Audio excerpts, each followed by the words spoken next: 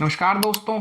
अगर आप 2026 में इंडिया से बाहर अब्रॉड सेटल होने का प्लान बना रहे हो, लेकिन आप कंफ्यूज हो कि आप कनाडा जाओ, ऑस्ट्रेलिया जाओ, जर्मनी जाओ, न्यूजीलैंड जाओ, यूके जाओ, लग्जमबर्ग जाओ, किस कंट्री में जाओ, तो ये वीडियो आपको एक बहुत अच्छा क्लैरिटी देने वाला है।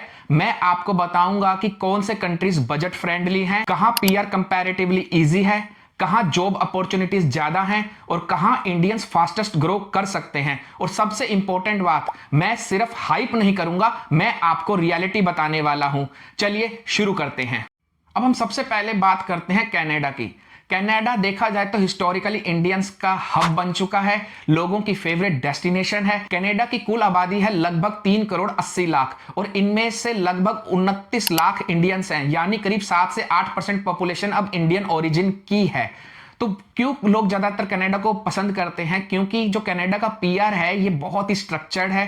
एक्सप्रेस एंट्री के थ्रू आपको पीआर मिल जाता है और वहां पे बहुत ही बड़ी लार्ज इंडियन कम्युनिटी है। स्टूडेंट के लिए काफी पॉपुलर डेस्टिनेशन है, हेल्थ केयर भी काफी अच्छा है। मगर हाँ, ये बजट की रियलिटी आपको बताऊं तो वहां पर आजकल यूनिवर्सिटीज की फीस बहुत हाई है, रेंट बहुत ऊपर जा चुका है, जो कि आसमान छू रहा है। स्पेशली अगर मैं बात करूं टोरंटो और वैंकूवर की, सर्वाइवल जॉब्स कंपटीशन काफी हाई है। स्टूडेंट्स की ही सबकी जॉब नहीं लग रही है। हाँ, पीआर मिल सकता है बट कंपटीशन बहुत इंक्रीज हो चुका है पिछले 2 साल की हम बात करें तो। अगर आप सीआरएस स्कोर को चेक करेंगे जो कि आजकल काफी हाई जा रहा है। अब मैं बताता हूं कि ये किसके लिए अच्छा है। ये सबसे अच्छा है जो कि स्किल्ड प्रोफेशनल है। अगर आप कनाडा जाने का सोच रहे हो तो आज से ही आप फ्रेंच की प्रिपरेशन शुरू कर दो। अगर आपको बेसिक फ्रेंच आ जाएगी तो आपका जो पॉइंट सिस्टम में आपको एक्स्ट्रा पॉइंट मिल जाएंगे और आपका पीआर लगने का चांस बढ़ जाएगा। अगर आपका बजट लो है तो फिर स्टूडेंट्स विदाउट बैकअप फंड्स वहां पर मत जाओ। और जो इंडियंस का आजकल दूसरा फेवरेट डेस्टिनेशन बन गया है वो बन गया ऑस्ट्रेलिया।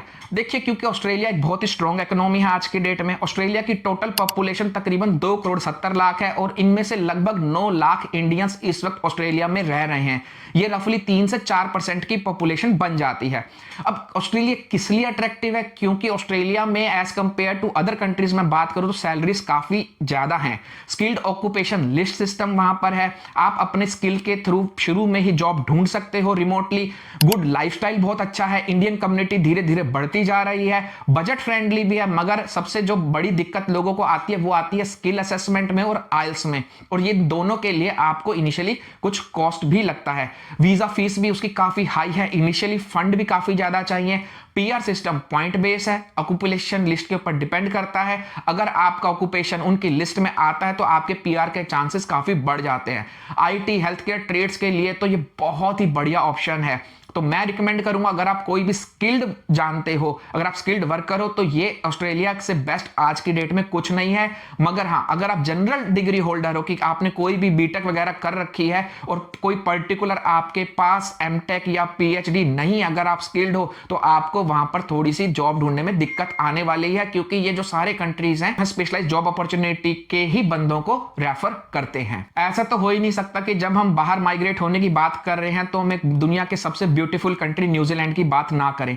न्यूजीलैंड एक छोटा कंट्री है जिसकी आबादी सिर्फ 50 लाख है और इनमें से लगभग 2,19,000 इंडियन है, मतलब 6% पॉपुलेशन इंडियन कम्युनिटी की ही है। Small country but stable and peaceful. अब लोग क्यों न्यूजीलैंड को चूज करते हैं? क्योंकि लाइफस्टाइल बहुत सिंपल है, स्किल्ड माइग्रेंट पाथवे है, पॉपुलेशन प्रेशर यहां पर बहुत ही कम है, वर्क लाइफ बैलेंस कुछ जरूरत से ज्यादा अच्छा है, बजट फ्रेंडली है, ट्यूशन फीस ऑस्ट्रेलिया के मुकाबले यूनिवर्सिटीज की थोड़ी कम है। इनफैक्ट मैं कहूंगा कि 40 to 50% ऑस्ट्रेलिया के मुकाबले कम है। रेंट मैनेजेबल है। अगर हम ऑकलैंड की बात नहीं करते, अगर हम यूनिवर्सिटीज देखें क्राइस्टचर्च, हैमिल्टन या कहीं और की, तो वहां पर आपका रेंट भी कम रहेगा।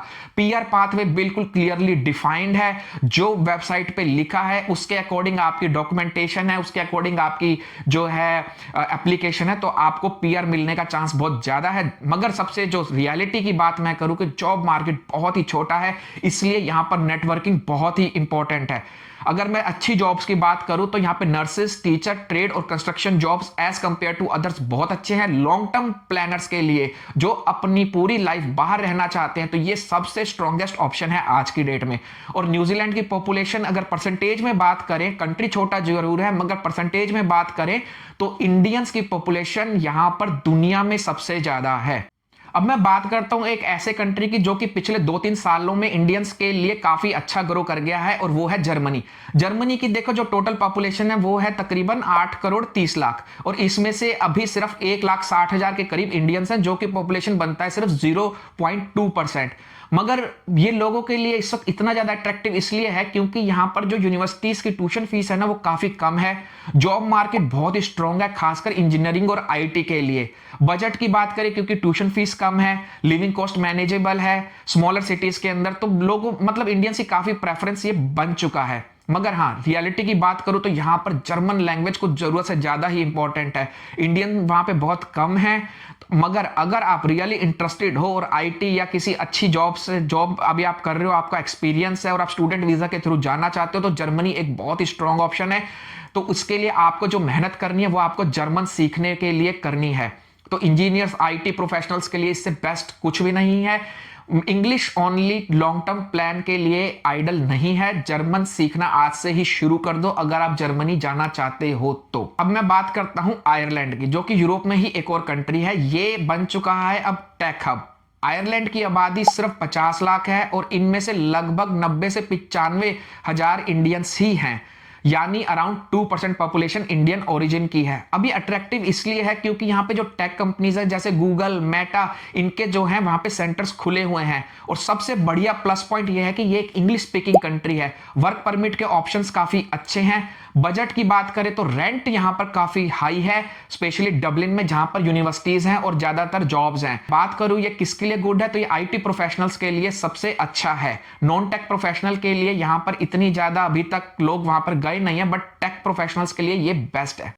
चलो, अब मैंने जितनी भी आपको कंट्रीज बताई हैं मैं इनकी एक समरी आपको बताता हूं कि बजट कंपैरिजन की बात करें तो जर्मनी है यहां पे एक, अगर आपको जर्मन लैंग्वेज आती है तो ये सबसे अच्छा है। यहां पे बजट कम है। न्यूजीलैंड के लिए भी अगर आप स्किल ट्रेड से हो बजट कम रहेगा। अगर मिड बजट कंट्रीज की बात करें तो ऑस्ट्रेलिया, आयरलैंड बेस्ट रहेंगे। अगर आपका बजट काफी हाई है, प्रोफाइल काफी कॉम्पिटेटिव है, तो आपके लिए कनाडा से बेटर कोई ऑप्शन नहीं है।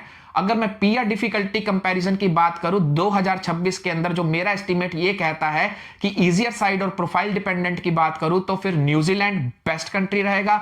ऑस्ट्रेलिया की बात करूं के अंदर बात करूं तो फिर ऑक्यूपेशन जो है हाई डिमांड के लिए बेस्ट रहेगा। अगर मॉडरेट से हम टफ की बात करते हैं तो वो है कनाडा, क्योंकि इसका जो सीआरएस है काफी हाई जा चुका है। आयरलैंड के लिए लिमिटेड पीआर रूट्स हैं, बट टेक प्रोफेशनल के लिए बेस्ट है।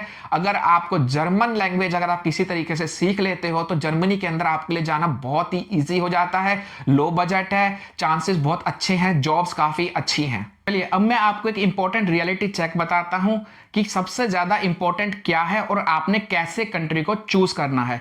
तो सबसे पहले आपने डिसाइड करना है आपका बजट कितना है, आपका स्किल उस कंट्री में डिमांड में है कि नहीं है, और आपका लॉन्ग टर्म प्लान क्या है कि आप वहां पे किसी शॉर्ट टर्म के लिए जाना चाहते हो या फिर लाइफ टाइम आप वहीं पे ही रहना चाहते हो। क्या आप वहां पे उनकी लैंग्वेज को अडेप्ट कर सकते हो, या फिर आप सिर्फ इसलिए डिसीजन ले रहे हो क्योंकि आपके मोहल्ले से 4-5 लोग कनाडा चले गए हैं तो आप भी कनाडा चले जाओ, कुछ लोग ऑस्ट्रेलिया चले गए हैं तो वो ऑस्ट्रेलिया ही चले जाए। तो हर प्रोफाइल के लिए अलग से बेस्ट कंट्री होती है। अगर मैं पॉपुलेशन के हिसाब से बात करूं तो सबसे ज्यादा परसेंटेज के हिसाब से न्यूजीलैंड में है, लेकिन नंबर्स के हिसाब से देखा जाए तो कनाडा में सबसे ज्यादा इंडियंस रहते हैं। तो ये डिसीजन सारा के सारा आपके प्रोफाइल पर डिपेंड करता है। अगर आप जानना चाहते हो कि अगर आपका प्रोफाइल के हिसाब से कौन सा कंट्री सूट करता है तो आप मुझे ईमेल कर सकते हो। मैं आपको रिप्लाई कर सकता हूं कि आपके प्रोफाइल के हिसाब से आपको कौन सा कंट्री बेस्ट रहेगा और तकरीबन कितना खर्चा आने वाला है उस कंट्री में जाने के लिए। इनिशियल कॉस्ट और हिडन कॉस्ट को मैं आपको बता सकता हूं कि टोटल जो है इतना खर्चा आएगा। अगर मैं ऑनेस्ट ओपिनियन की बात करूं तो मैं ये कहूंगा कि 2026 में कोई भी ब्लाइंडली कंट्री मत चूज कर लो कि पिछले 5 साल पहले ऐसा होता था अब ऐसा होगा, क्योंकि पिछले 6 महीने, 1 साल, 2 साल के अंदर काफी कुछ चेंज हो चुका है। आपने जो अपना डिसीजन लेना है वो आपने अपने स्किल के बेस पे लेना है, डिमांड के बेस पे लेना है और बजट के बेस पे लेना है। अब्रॉड सेटल होना सिर्फ वीजा नहीं होता, मेंटल स्ट्रेंथ आपको चाहिए होती है, अडेप्टेबल आप होने चाहिए और आपकी प्लानिंग सबसे ज्यादा जरूरी है। अगर आप सीरियसली अब्रॉड जाने के लिए मूव करना चाहते हो तो मुझे कमेंट करो, आपका बैकग्राउंड क्या है, आईटी, नर्स, स्टूडेंट या बिजनेस। मैं आपको रिप्लाई करूंगा और मैं एक गाइड को प्रिपेयर कर रहा हूं। कुछ दिनों में गाइड जो है वो पूरी प्रिपेयर हो जाएगी और मैं आपको पीडीएफ उस गाइड का भेज सकता हूं। वीडियो हेल्पफुल लगा हो तो इसको लाइक करो, सब्सक्राइब करो और नेक्स्ट वीडियो में मिलते हैं, क्योंकि मैं कंट्री वाइज ब्रेकडाउन भी लेकर के आने वाला हूं, जहां पर आपको मिलेगा कि कॉस्ट ऑफ लिविंग कितनी है, यहां पर रेंट कितना है, कौन सी यूनिवर्सिटीज अच्छी हैं। तो मिलते हैं नेक्स्ट वीडियो में।